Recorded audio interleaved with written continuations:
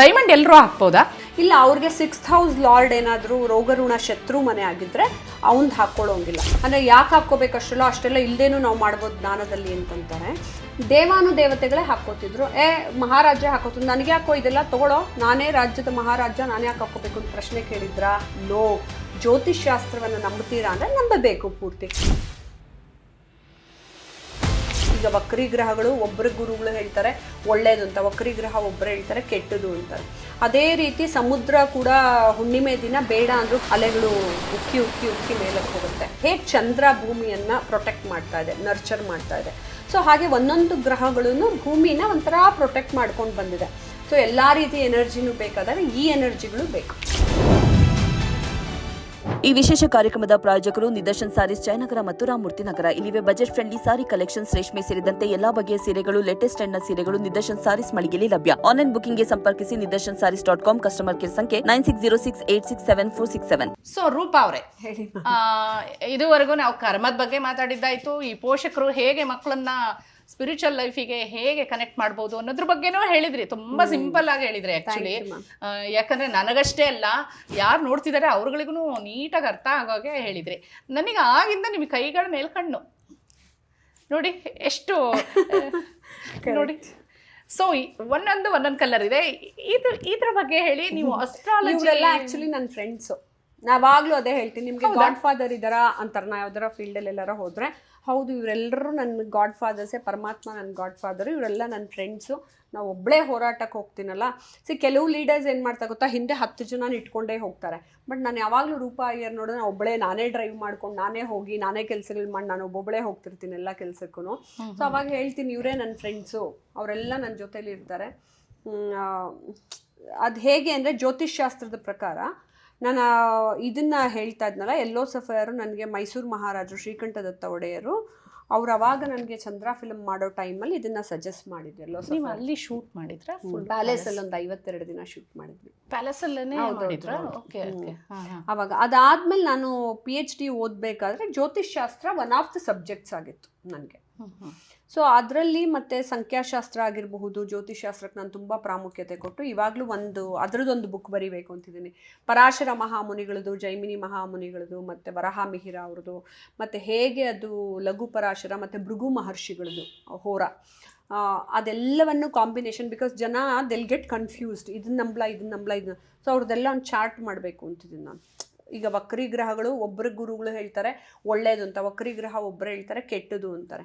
So ಅದ್ರ ಬಗ್ಗೆನೇ ಒಂದು ಪ್ರೆಸೆಂಟೇಷನ್ ಮಾಡಬೇಕು ಅಂತಿದ್ದೀನಿ. ಅದು ತುಂಬ ದೊಡ್ಡ ಸಮುದ್ರದಷ್ಟು ದೊಡ್ಡ ಸಬ್ಜೆಕ್ಟು, ಅದು ಅಷ್ಟೇ ತುಂಬ ಬ್ಯೂಟಿಫುಲ್ ಸಬ್ಜೆಕ್ಟು. ನಾವು ಹಿಂಗೆ ಭೂಮಂಡಲದಲ್ಲಿ ನಿಂತ್ಕೊಂಡು ನೋಡಿದ್ರೆ ಎಲ್ಲ ಗ್ರಹಗಳು ನಮ್ಮ ಸುತ್ತಮುತ್ತಲೂ ಇದ್ದಾಗ ಅವೆಲ್ಲ ಹೆಂಗೆ ವರ್ಕ್ ಮಾಡ್ತಿರುತ್ತೆ, ಅವ್ರ ಎನರ್ಜಿ ನನ್ನ ಮೇಲೆ, ನನ್ನ ತಲೆ ಮೇಲೆ ಹೇಗೆ ಬೀಳ್ತಾ ಇದೆ. ಅಷ್ಟೆಲ್ಲೋ ದೂರದಲ್ಲಿದ್ದಾನೆ ರಾಹು ಕೇತು, ಚಂದ್ರನ ನಾರ್ತ್ ನೋಡು ಸೌತ್ ನೋಡು, ಅವ್ನು ಹಿಂಗೆ ಬಂದು ನನ್ನನ್ನು ಈ ರೀತಿ ಆವರಿಸ್ಕೊಳ್ತಾನೆ, ನನ್ನ ಕೈಲಿ ಕೆಟ್ಟ ಕೆಲಸ ಮಾಡೋದಕ್ಕೆ ಪ್ರೇರೇಪಿಸ್ತಾನೆ, ಹೇಗೆ ಅದು ಹೆಂಗೆ ಸಾಧ್ಯ, ನನ್ನ ಕರ್ಮ ಬ್ಯಾಲೆನ್ಸ್ ಹೆಂಗೆ ಇಟ್ಕೋತಾರೆ, ಇದೆಲ್ಲ ಒಂದು ದೊಡ್ಡ ಸಬ್ಜೆಕ್ಟು. ಹೌದು, ತುಂಬಾ ದೊಡ್ಡ ಸಬ್ಜೆಕ್ಟ್. ನೀವು ಹೇಳ್ತಿದ್ರೆ ಇಷ್ಟೊಂದು ಈ ಮಟ್ಟಕ್ಕೆ ಇವರೆಲ್ಲ ಹೆಂಗೆ ಅಂತ ಹೇಳಿದ್ರೆ ಜಮ್ ಸ್ಟೋನ್ಸ್ ಹಾಕೋದ್ರಿಂದ ಏನ್ ಪ್ರಯೋಜನ? ಈಗ ಆ ಪ್ಲಾನೆಟ್ಗೂ ಮತ್ತೆ ಈ ಭೂಮಿನಲ್ಲಿರೋದಕ್ಕೂ ಇವು ಮಧ್ಯದಲ್ಲಿ ನಿಮ್ಗೆ ಇಂಟ್ರಾಕ್ಷನ್ ಮಾಡುತ್ತವೆ ಎನರ್ಜಿ. ಈಗ ಸೂರ್ಯ ಹುಟ್ಟಿದಾಗ ಹೇಗೆ ಎಲ್ಲ ಜೀವ ಚೈತನ್ಯವನ್ನ ಪಡ್ಕೊಂಡು ಬೆಳೆ ಹೂವುಗಳು ಎಲ್ಲ ನೋಡಿ ಹಿಂಗೆ ಮುದ್ರಕೊಂಡಿರೋದು ಕೂಡ ಹೂ ಅರಳಕ್ಕೆ ಶುರುವಾಗುತ್ತೆ, ಅಲ್ಲಿಂದ ಒಂದು ಎನರ್ಜಿ ಬರುತ್ತೆ. ಅದೇ ರೀತಿ ಸಮುದ್ರ ಕೂಡ ಹುಣ್ಣಿಮೆ ದಿನ ಬೇಡ ಅಂದರೂ ಟೈಡ್ಸು ಅಲೆಗಳು ಉಕ್ಕಿ ಉಕ್ಕಿ ಉಕ್ಕಿ ಮೇಲಕ್ಕೆ ಹೋಗುತ್ತೆ. ಸೊ ಅದೇ ರೀತಿ ಗುರುಗ್ರಹ ಕೂಡ ಭೂಗ್ರಹವನ್ನು ಹೇಗೆ ಅದು ಕಂಟ್ರೋಲ್ ಮಾಡ್ಕೊಂಡು ಬೇರೆ ಧೂಮಕೇತುಗಳೆಲ್ಲ ಹೊಡಿದೇ ಇರಲಿ ಅಂತ ಕಂಟ್ರೋಲ್ ಮಾಡ್ಕೊಂಡು, ಹೇಗೆ ಚಂದ್ರ ಭೂಮಿಯನ್ನು ಪ್ರೊಟೆಕ್ಟ್ ಮಾಡ್ತಾ ಇದೆ, ನರ್ಚರ್ ಮಾಡ್ತಾ ಇದೆ. ಸೊ ಹಾಗೆ ಒಂದೊಂದು ಗ್ರಹಗಳನ್ನು ಭೂಮಿನ ಒಂಥರ ಪ್ರೊಟೆಕ್ಟ್ ಮಾಡ್ಕೊಂಡು ಬಂದಿದೆ. ಅದಕ್ಕಾಗಿ ಭೂಮಿಗೆ ಗುರುತ್ವಾಕರ್ಷಣ ಬಲನೂ ನಾವು ಹೇಳೋದು ಅದರಿಂದನೇ, ಗುರು ಹೇಗೆ ನಮಗೆ ಸಪೋರ್ಟ್ ಮಾಡ್ತಾ ಇದ್ದಾನೆ ಅಂತ. ಸೊ ಇದು ಏನಂದರೆ ಒಂದೊಂದು ಗ್ರಹಗಳು ಹಂಗೆ ಸಪೋರ್ಟ್ ಮಾಡಿದಾಗ ಅವ್ರ ಎನರ್ಜಿಗೂ ಇವ್ರ ಎನರ್ಜಿಗೂ ನನಗೆ ಮಧ್ಯ ಇದು ಸಪೋರ್ಟ್ ಮಾಡುತ್ತೆ. ಓಕೆ, ಈಗ ಒಂದೊಂದು ಕಲರಿಗೂ ಏನೇನು ಅದ್ರದ್ದು ಎನರ್ಜಿ ಇದೆ ಅಂತ ಹಾಗೆ ಹೇಳ್ತೀರಾ ಬ್ರೀಫ್ ಆಗಿ? ನನಗೆ ನನ್ನ ಜಾತಕದ ಪ್ರಕಾರ ಹಾಕೊಂಡಿದ್ದೀನಿ. ನಂದು ಮೇಷಲಗ್ನ ಅಂದಾಗ ನಾನು ಹವಳ ಹಾಕೋಬೇಕು. ನನಗೆ ಬುಧ ಅಂದರೆ ನನಗೆ ಇಲ್ಲಿ ಶುಕ್ರನ್ ಬೆರಳಿಗೆ ನಾನು ಬುಧಾನ್ ಹಾಕ್ಕೊಂಡಿದ್ದೀನಿ. ನಂದು ಬೇರೆ ಒಂದು ಯೋಗಕ್ಕೋಸ್ಕರ ಅದು ಹಾಕ್ಕೊಂಡಿದ್ದೀನಿ.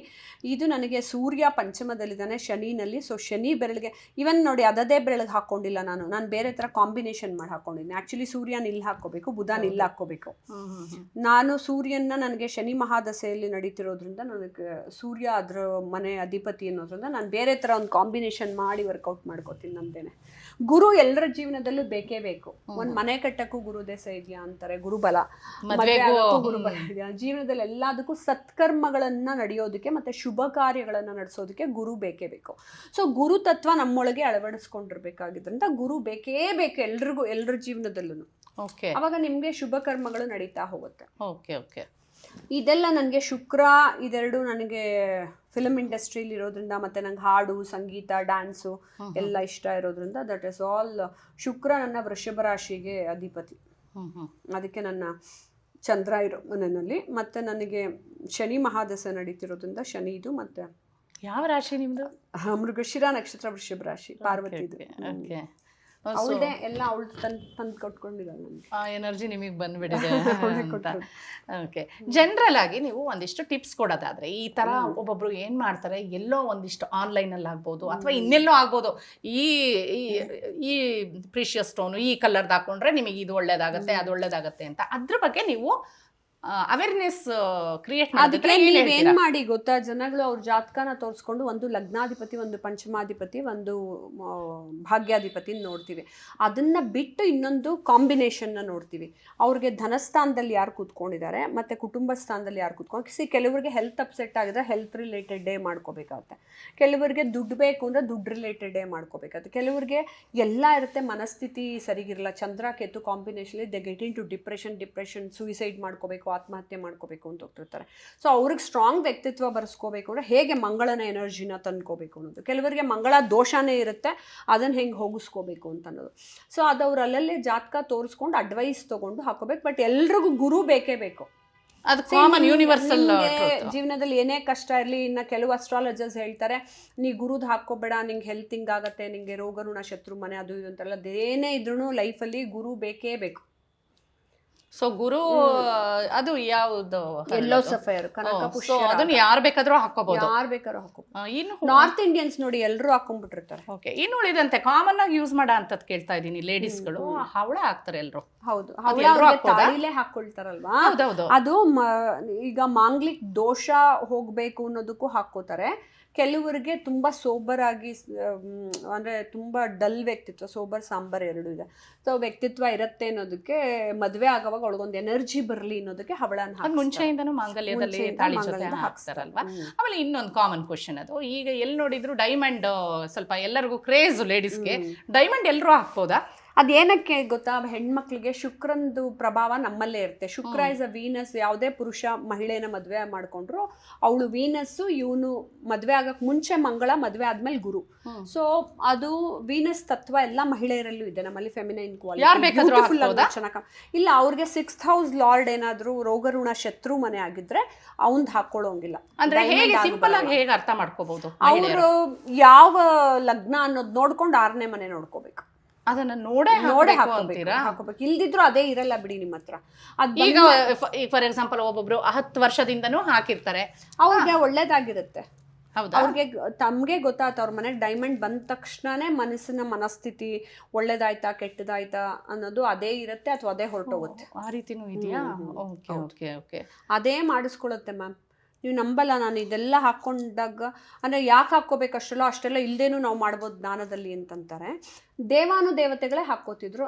ಮಹಾರಾಜರೇ ಹಾಕೋತಿದ್ರು. ನನಗೆ ಯಾಕೋ ಇದೆಲ್ಲ ತಗೊಳ್ಳೋ, ನಾನೇ ರಾಜ್ಯದ ಮಹಾರಾಜ, ನಾನೇ ಯಾಕೆ ಹಾಕ್ಕೋಬೇಕು ಅಂತ ಪ್ರಶ್ನೆ ಕೇಳಿದ್ರಾ? ನೋ. ಜ್ಯೋತಿಷ್ ಶಾಸ್ತ್ರವನ್ನು ನಂಬ್ತೀರಾ ಅಂದರೆ ನಂಬಬೇಕು ಪೂರ್ತಿ. ದೇವಾನುದೇವತೆಗಳೇ ತಗೊಳ್ಳೋ, ನಾನೇ ದೇವರು, ನಾನು ಯಾಕೋ ಇದೆಲ್ಲ ಹಾಕ್ಕೊಳ್ಳಿ ಅಂತಂತಿದ್ರಾ? ಇಲ್ಲ, ಎಲ್ಲವೂ ನಿಮಗೆ ಬೇಕಾಗತ್ತೆ, ಎಲ್ಲ ಸಪೋರ್ಟು ಬೇಕು. ಇಡೀ ಮಂಡಲದಲ್ಲಿ ಎಲ್ಲ ಏನೇನೇನೇನು ಎನರ್ಜಿ ಇದೆಯೋ ಎಲ್ಲ ಸಪೋರ್ಟು ಬೇಕು. ನಾವು ಒಂದು ಕಡೆ ಉಸಿರಾಡ್ತೀವಿ, ಒಂದು ಕಡೆ ಕೇಳಿಸ್ಕೊಳ್ತೀವಿ, ಒಂದು ಕಡೆ ಊಟನೂ ಮಾಡ್ತೀವಿ. ಬರೀ ಉಸಿರಾಡ್ಕೊಂಡು ಬದುಕಿರಬೇಕು ಅಂದರೆ ಆಗಲ್ಲ. ಸೊ ಎಲ್ಲ ರೀತಿ ಎನರ್ಜಿನೂ ಬೇಕಾದರೆ ಈ ಎನರ್ಜಿಗಳು ಬೇಕು. ಓಕೆ, ಈಗ ಈ ಎಲ್ಲ ಹರಳುಗಳಿಗೆ ಒಂದೊಂದು ವಿಷಯ ಹೇಳಿದ್ರಿ. ಚಿನ್ನ ಎಲ್ರಿಗೂ ಆಗತ್ತೆ ಹೇಗೆ? ಚಿನ್ನ ಬೆಳ್ಳಿ ಅಂದ್ರೆ ಯಾರು ಬೇಕಾದ್ರೂ ಹಾಕೋಬಹುದು ತತ್ವ. ಬೆಳ್ಳಿ ಚಂದ್ರ, ಯಾರು ಬೇಕಾದ್ರೂ ಹಾಕೋಬಹುದು. ಚಿನ್ನ ಬೆಳ್ಳಿಗೆ ದೇವತೆಗಳು ಹಾಕೋತಿದ್ರಲ್ಲ ಎಲ್ರು. It's precious metal. ಈಗ ಯಾರೋ ಒಬ್ರು ಈಗ ಹಾಕೋಬೇಕಾದ್ರೆ ಕೇಳ್ಸ್ ಹಾಕೋಬೇಕು, ಅದರಿಂದ ಕೆಟ್ಟದಾಗ್ಬಿಟ್ರೆ ಇಲ್ಲ, ಹಂಗೆಲ್ಲ? ಚಿನ್ನ ಎಲ್ರಿಗೂ ಯಾಕೆ ಬಂದಿದೆ ಅಂದ್ರೆ ಗುರುತತ್ವ. ಬೇರೆ ಹಾಕೋಬೇಕಾದ್ರೆ ಕೇಳಿಸಿ ಹಾಕೋಬೇಕು ಅಂತಾರಲ್ಲ, ಓನ್ಲಿ ಸ್ಟೋನ್, ಎಸ್ಪೆಷಲಿ ಶನಿ ಮತ್ತೆ ಬುಧದೆಲ್ಲ ನೋಡ್ಬಿಟ್ಟು ಹಾಕೋತಾರೆ. ತುಂಬಾ ಜನಕ್ಕೆ ಶನಿ ಆಗಿ ಬರಲ್ಲ ಅಂತ. ಓಕೆ. ಸೊ ರೂಪಾ ಅವರೇ, ಈಗ ನಮಗೆ ಇದ್ರ ಬಗ್ಗೆ ಹೇಳಿದ್ರಿ, ಬಟ್ ಇನ್ನೊಂದು ಲೊಕೇಶನ್ ತೋರಿಸ್ತಾ ನಮಗೆ ಮ್ಯಾನಿಫೆಸ್ಟೇಷನ್. ಈಗಿನ ಯಂಗ್ಸ್ಟರ್ಸ್ ಎಸ್ಪೆಷಲಿ ಜೆನ್ಜಿ ಅವರು ಮ್ಯಾನಿಫೆಸ್ಟೇಷನ್ ಅಲ್ಲಿ ಬಿಲೀವ್ ಮಾಡ್ತಾರೆ. ನಮಗೆ ಮ್ಯಾನಿಫೆಸ್ಟೇಷನ್ ಅಂದ್ರೆ ಏನು, ಹೇಗೆ ಅದನ್ನ ನಾವು ಮ್ಯಾನಿಫೆಸ್ಟ್ ಮಾಡ್ಬೋದು, ಹೇಗೆ ಬಯಸಿದ್ದನ್ನು ಪಡ್ಕೋಬಹುದು ಅನ್ನೋದ್ರ ಬಗ್ಗೆ ಹೇಳಿ. Okay ma'am. ಸೊ ನೆಕ್ಸ್ಟ್ ಕರ್ಕೊಂಡು ಹೋಗ್ತೀರಾ? ಎಸ್. ಇಂಟ್ರೆಸ್ಟಿಂಗ್ ಮತ್ತು ಇನ್ಫಾರ್ಮೇಟಿವ್ ವಿಡಿಯೋಗಳನ್ನ ಮಿಸ್ ಮಾಡ್ಕೋಬೇಡಿ. ಈಗಲೇ ಸಬ್ಸ್ಕ್ರೈಬ್ ಮಾಡಿ.